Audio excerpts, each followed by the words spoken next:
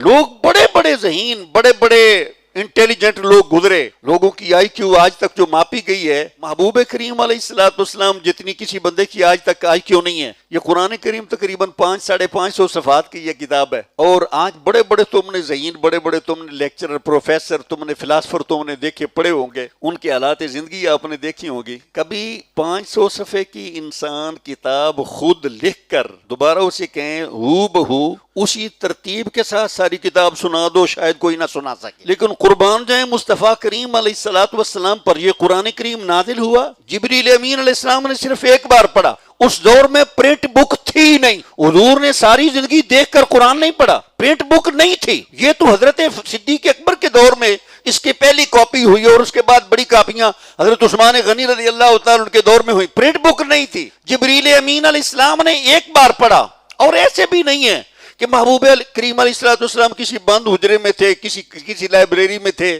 کسی لیبارٹری میں تھے، کسی بڑی گوشہ تنہائی میں تھے، پوری توجہ انہیں ماں کے ساتھ بیٹھے تھے۔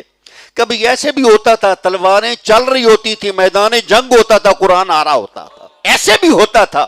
لیکن اس کے باوجود سرکار پوری زندگی، جب ایک بار قرآن نازل ہو گیا، سرکار کو نہ کبھی متشابہ لگا، نہ ہی کبھی بھولا۔